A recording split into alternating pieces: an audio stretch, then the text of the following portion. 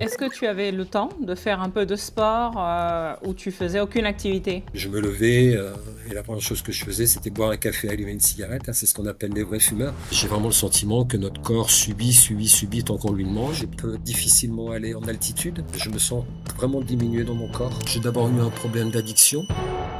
Le psychothérapeute et psychiatre Viktor Frankl travaillait presque exclusivement avec des patients suicidaires avant d'être envoyé en camp de concentration pendant la Seconde Guerre mondiale. Quand auparavant, il avait vu des patients libres qui voulaient mourir, il était maintenant au milieu des personnes emprisonnées qui, en dépit des pires conditions qu'on puisse imaginer, se battaient pour survivre. Dans une telle situation, quand il ne nous reste plus rien, disait Frankl, on doit faire plusieurs choses. Considérer son sort avec un froid détachement, développer des stratégies pour survivre, trouver une raison de vivre pour les minutes qui viennent et pour le reste de sa vie. Si on trouve un but, non seulement on survit, mais on progresse en tant qu'être humain.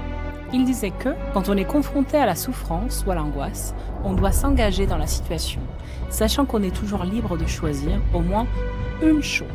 Son attitude vis-à-vis de la situation. En décidant du sens qu'on va lui donner, cela permet de transformer les défis en accomplissements.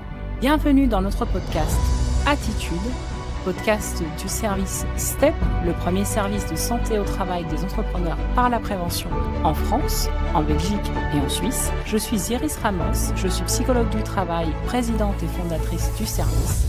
Bienvenue dans notre nouvel épisode. Bonjour Serge.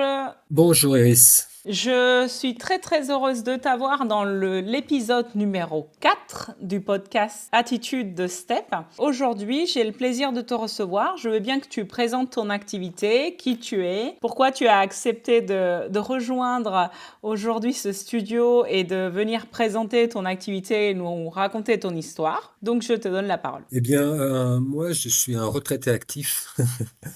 Je suis à la retraite depuis 1 an, mais je suis toujours gérant de société. J'ai eu 2 activités pendant une dizaine d'années, à la fois de restaurateur et à la fois d'animateur et de thérapeute en bien-être émotionnel. J'ai arrêté une de mes activités il y a 1 an, la restauration, puisque j'ai vendu mon établissement qui correspondait à l'âge de ma retraite. Voilà un petit peu où j'en suis actuellement. Mon histoire, j'ai toujours voulu être cuisinier, en fait, depuis plus tard d'enfance. J'ai grandi dans une ferme, dans la montagne, très isolée dans les années 60. Donc, on vivait beaucoup en autarcie. On passait notre temps à fabriquer ce qu'on consommait. Donc, du coup, ce métier de cuisinier m'est venu tout à fait naturellement, sans me poser la question. Je l'ai exercé pratiquement toute ma vie. Et je me suis dirigé rapidement dans le monde biologique, puisque j'avais vécu dedans de façon naturelle en étant à la campagne. Et je me suis spécialisé petit à petit dans la cuisine végétarienne. Et j'ai eu plusieurs établissements spécialisés en cuisine végétarienne. J'ai passé une partie de ma vie, quelques années au Canada, qui m'a ouvert à ma deuxième activité, cette activité de bien-être, que j'ai installée en rentrant en France. Et puis j'ai été aussi chef d'entreprise dans une entreprise que j'ai créée sur un produit très spécifique qu'on appelle la raw food, qui est de l'alimentation déshydratée. Et c'est une aventure qui a duré pendant 8 ans, où j'ai créé un produit et où il a fallu inventer toute la machinerie autour parce que rien n'existait. Et je l'ai exploité 8 ans de façon très physique, très dure, parce que c'était une expérience nouvelle pour moi, sans vraiment d'expérience dans le milieu de la distribution, qui était complètement différent de mon métier de restaurateur. Et ensuite, j'ai vendu cette entreprise à une grosse boîte allemande qui continuait à exploiter mon produit. Et puis après, je suis revenu à mes premiers amours, c'est-à-dire une cuisine simple, jusqu'à la fin de cette aventure qui s'est passée il y a 1 an maintenant. Voilà un petit peu mon parcours professionnel. Qu'est-ce qui a fait que tu as arrêté ton activité? Eh bien, mon état de santé. Voilà, mon état de santé, parce que j'ai eu beaucoup de soucis de santé pendant les dernières années de mon expérience professionnelle. J'ai cumulé 2 activités, 2 entreprises qui étaient complètement différentes. Donc, j'ai pensé pendant 8 ans à me lever à 5 heures du matin, à avoir ma première activité jusqu'à 14 heures de restaurateur.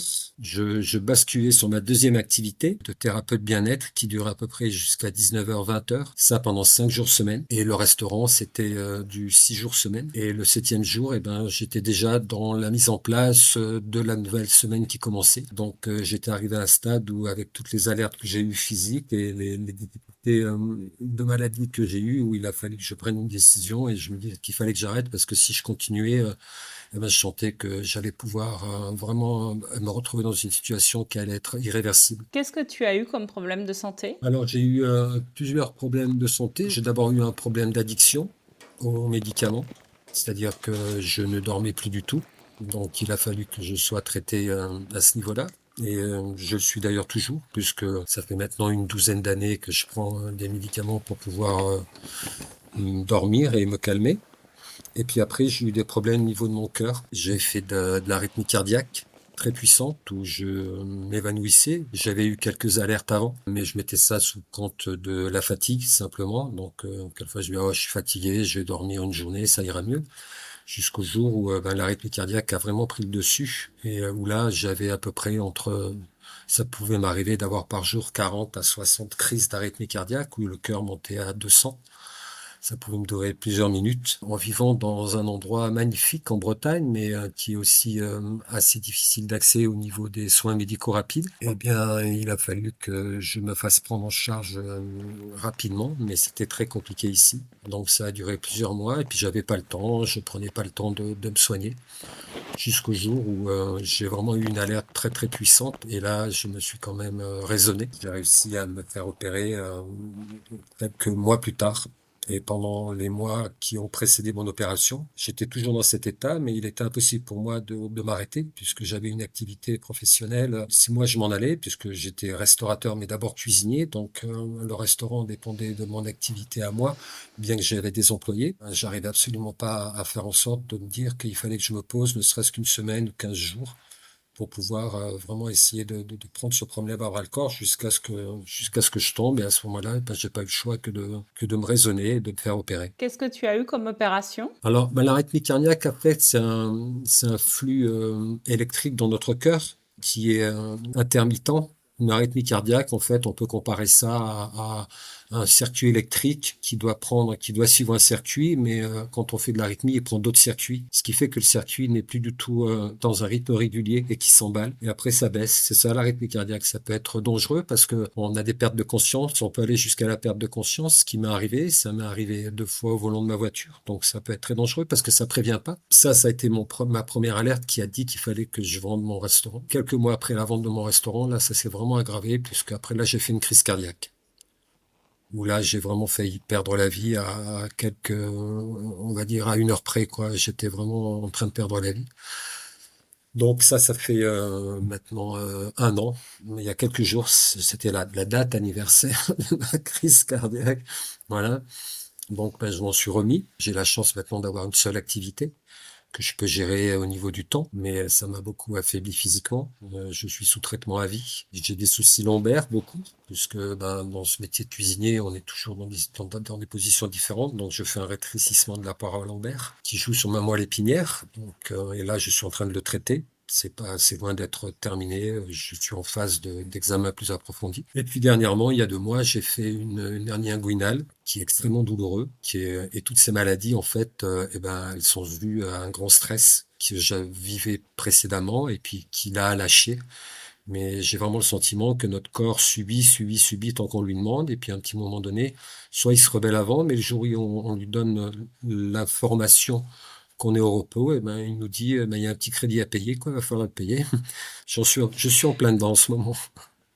Tu n'avais pas un côté héréditaire, des antécédents Rien, personnels? absolument rien, non, non, non, non, rien du tout, non. Est-ce que le corps médical t'a expliqué que la plupart de ces problèmes de santé avaient été dus à la vie que tu menais, le rythme que tu avais en tant qu'entrepreneur? Eh ben, pendant mon rythme d'entrepreneur sur ces 2 activités, le corps médical me disait de me poser. Mais bien évidemment, pour des tas de raisons, à la fois financières, à la fois parce qu'on est dans le fait qu'on se sent complètement invincible, on s'arrête pas. Et donc, je me dis, non, c'est bon, ça va aller, j'ai simplement de me reposer un petit peu et puis ça va aller, quoi. Donc, ils m'ont alerté plusieurs fois. Et je pense que comme c'était de façon ponctuelle, je l'ai pas forcément entendu parce que je l'entendais peut-être quelques jours.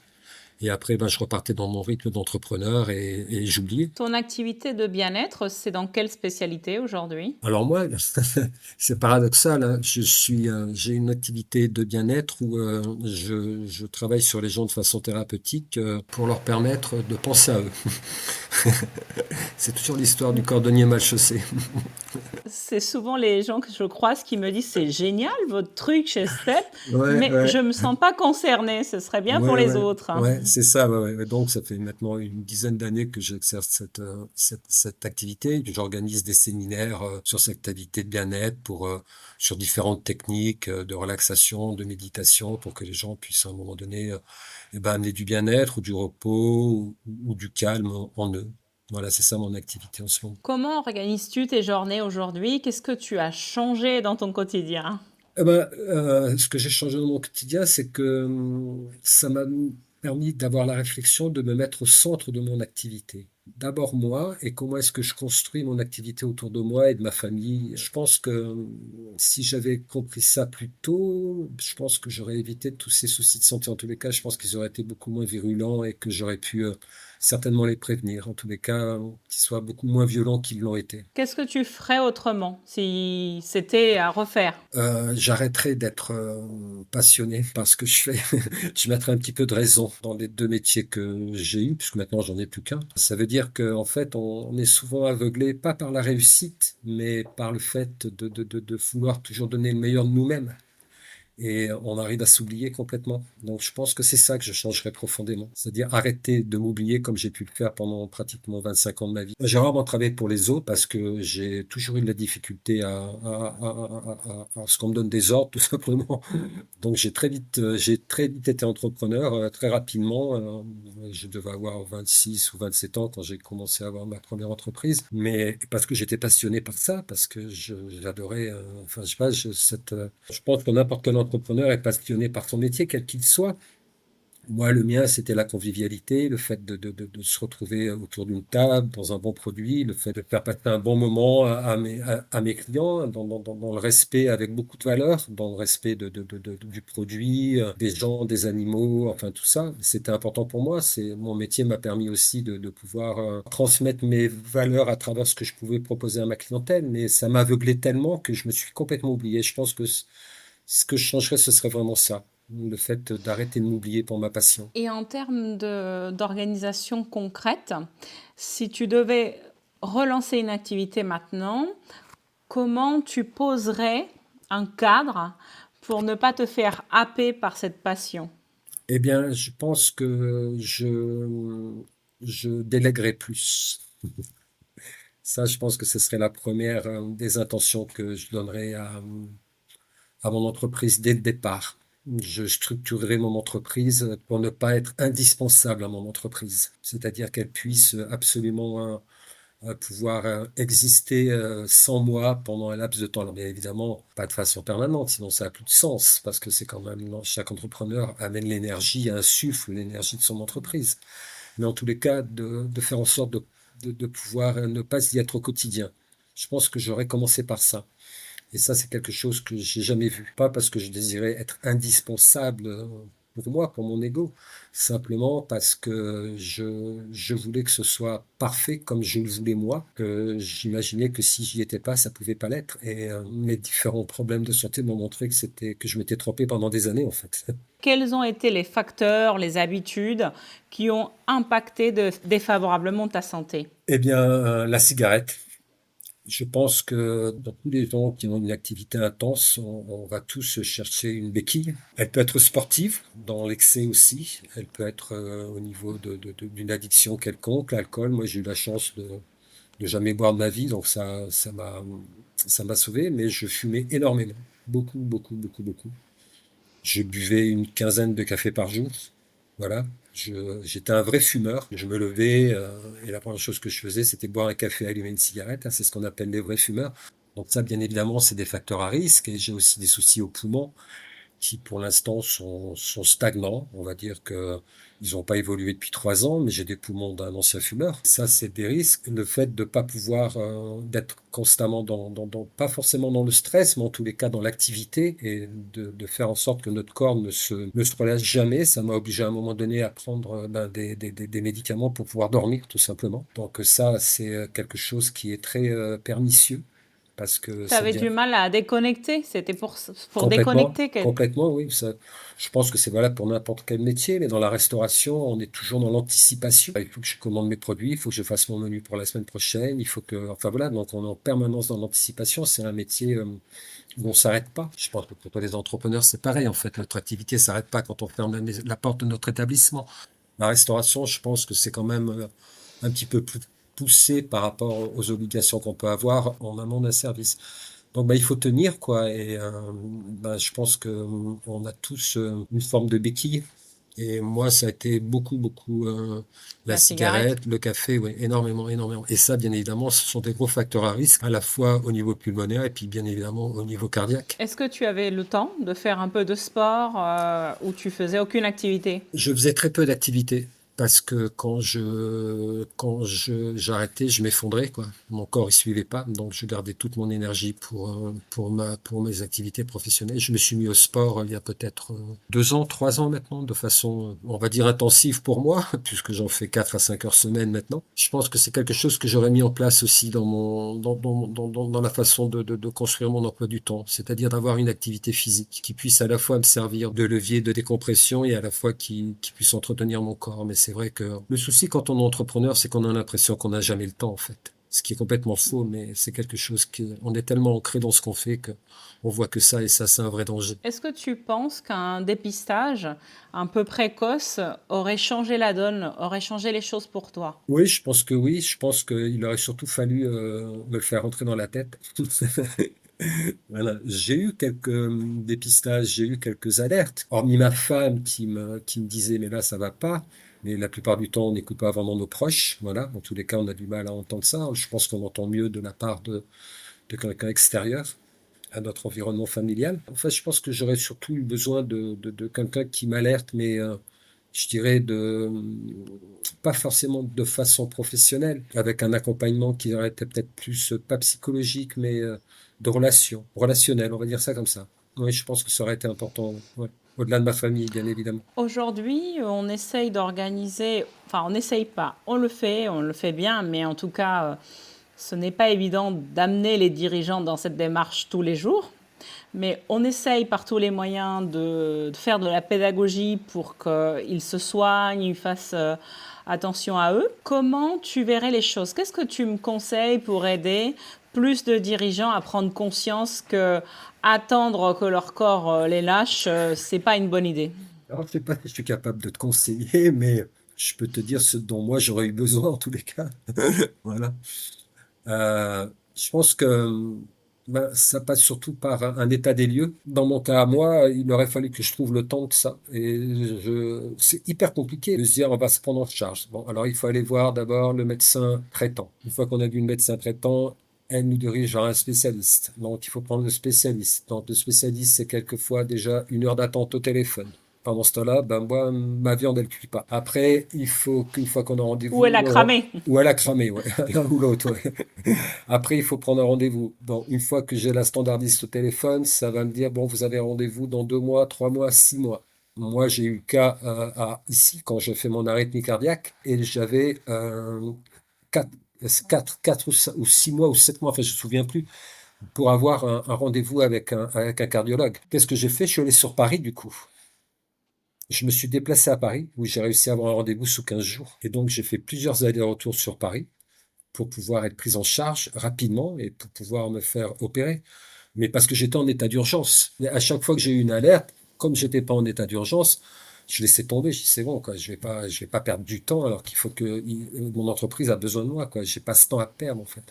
Donc, je pense que ça, c'est vraiment important de se dire qu'on peut être aidé par rapport à ça. Quelle est la différence entre quelqu'un qui est salarié, qui est très investi dans son boulot, et quelqu'un qui bosse pour lui, c'est sa boîte, Est-ce qu'il aborde sa santé différemment? Bah, je pense qu'il y a deux choses qui font la différence. C'est à la fois notre patient et à la fois notre banquier. C'est-à-dire que si bah, ma passion m'emporte et me fait complètement occulter l'intérêt que je peux porter à moi-même, et puis à la fin mon banquier, dans le sens où ben, j'ai une entreprise, elle doit tourner, je dois faire rentrer du chiffre, je dois payer mes salariés et tout ce que je dois payer, et donc ce sont deux paramètres qui font que c'est vraiment compliqué de se dire qu'à un moment donné, il faut se permettre de pouvoir arrêter. Et même quelques heures, parce qu'il Même m'arrive quelques heures. régulièrement que les gens disent bah, j'avais rendez-vous chez le cardio, mais comme c'était dans 6 mois, le jour J, j'avais un appel d'offres, j'avais un Ouais, client, et bah, ouais. je suis allée voir mon client et je suis Mhm. pas allée au rendez-vous. Oui, Donc, moi, ça m'est arrivé d'oublier quelques rendez-vous, ouais, bien sûr, ouais, oui, parce que c'est tellement loin que on n'arrive pas à se projeter. On a beau le mettre 10 fois dans son téléphone, si on a une urgence, on va prioriser l'urgence sur notre entreprise, bien évidemment. qu'est-ce qui marche pas très bien dans le système de santé? Parce que ils auraient pu réussir à t'aider à prendre conscience, à mieux t'accompagner. Enfin, d'après toi, qu'est-ce qui marche pas très bien dans le système de santé? Tu vois, je pense que mon approche que je peux avoir dans le bien-être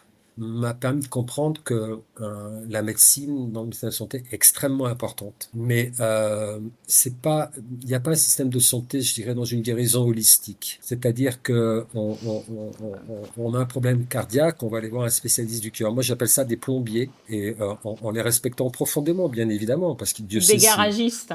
ouais, Des voilà, garagistes. voilà. C'est-à-dire qu'on a le cœur, on va s'occuper du cœur, mais autour du cœur, il y a un être humain. Et souvent, bah, par manque de temps, par manque de moyens, je sais pas, parce que je connais pas trop ce monde médical, hormis quand je suis leur patient. Je pense il y a pas une considération holistique de la guérison, dans le sens où c'est une personne autour de tout ça, et que ça, je pense que si on me l'avait amené, je pense que j'aurais peut-être réagi différemment dans ma prévention et écouté les messages qui pouvaient me parvenir, ouais. Qu'est-ce qui t'aurait fait réagir fortement? Au-delà de l'urgence où là tu vois le mur, qu'est-ce qui aurait été driver, source de motivation qui t'aurait fait bouger? Ce qui m'aurait fait bouger, c'est si j'avais pris conscience que ça allait me diminuer physiquement. Ça m'aurait fait bouger. Parce que je me rends compte maintenant, je suis diminué physiquement, et c'est quelque chose qui est très difficile pour moi d'accepter. Par exemple, qu'est-ce que tu ne peux pas faire aujourd'hui? Eh ben aujourd'hui, je dois beaucoup me reposer. Il y a des jours où je me lève et où je suis vraiment très très fatigué. Donc je sais que dans les jours comme ça, je peux rien faire. Et pour moi, c'est très difficile à accepter, même un an après. C'est quelque chose qui est très difficile d'accepter. Je peux plus courir, parce que c'est pas du tout recommandé pour ce que j'ai au niveau du cœur. Je peux difficilement aller en altitude, alors que j'aime la montagne et que j'ai un de mes enfants qui y vit.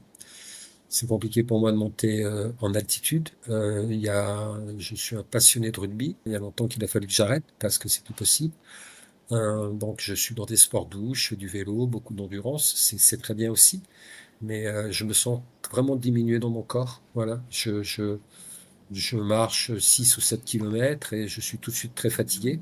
Voilà, je dois faire attention en permanence quand je fais du sport à mon rythme cardiaque. Donc, il faut que je me surveille en permanence parce que je ne dois pas dépasser un certain rythme cardiaque.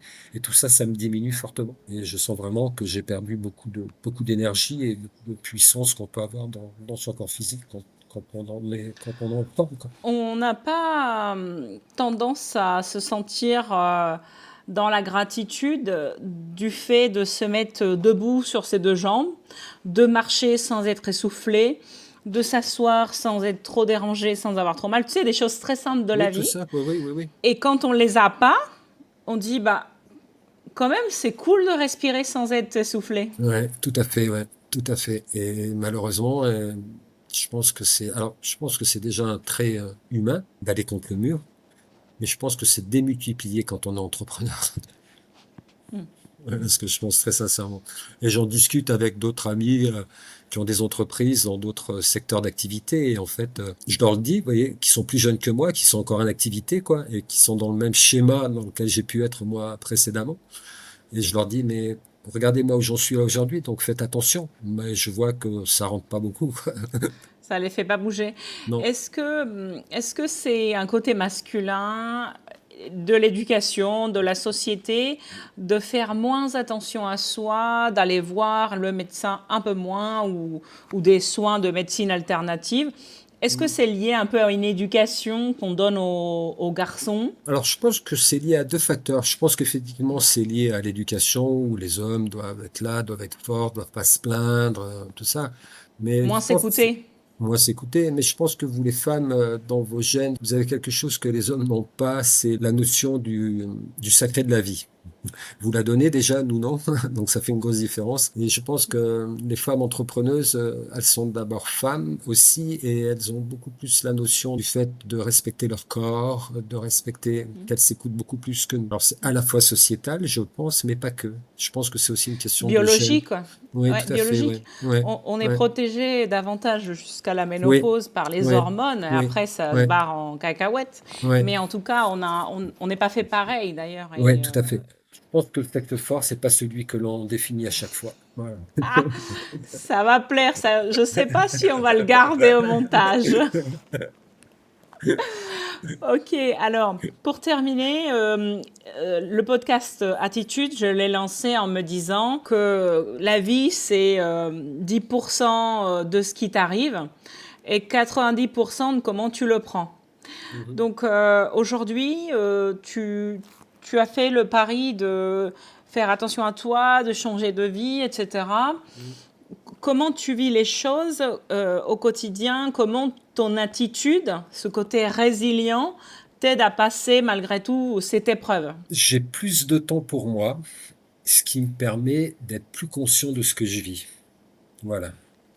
Je pense que ça, c'est vraiment important. Au-delà des difficultés que j'ai d'accepter ma diminution physique, le fait d'avoir plus d'introspection me permet de voir les choses sous un angle différent parce que j'ai le temps pour ça. Voilà. Et donc, cette résilience, elle s'installe petit à petit au quotidien parce que j'ai du temps au quotidien maintenant que je n'avais pas avant. Est-ce que tu vois les choses différemment? Est-ce que tu sais le papier, le devis, le truc que tu aurais fait dans la seconde peut aujourd'hui attendre une semaine? Aujourd'hui, c'est moi la priorité. Donc, si moi, j'ai pas envie, j'ai pas envie. Même si c'est urgent, l'urgence, c'est moi, c'est plus mon entreprise. Alors, ce qui me semblait important, et je te remercie d'avoir pris le temps de témoigner, c'est d'expliquer qu'un dirigeant, il a rarement peur de mourir parce que souvent, les problèmes sont réglés quand il est mort. Hein. Tu sais, il a une assurance pour ça. Alors, il y a sa famille, etc. Il a parfois même pas peur de la maladie en tant que telle, mais il a peur de ne plus pouvoir être aux commandes de sa boîte. Il a peur de ne plus pouvoir profiter de ce qu'il a construit. Je discutais ce matin avec quelqu'un qui me disait je veux aller jusqu'au bout de ma carrière et je veux avoir quelques années pour profiter. Déjà, il y en a qui imaginent qu'ils vont vivre quand ils vont être à la retraite, c'est un peu tard, mais il y en a aussi qui sont dans une dernière tranche de leur carrière et ils se disent je ne vais pas être trop mal pour cette dernière tranche et pour après, donc je ne veux pas trop mal finir. Et donc mon but, c'est de faire attention à moi pour être en bon état, pour bien vieillir. Et ça fait bouger certains dirigeants. Eh ben, c'est très beau, on va s'arrêter sur ça. Merci Serge.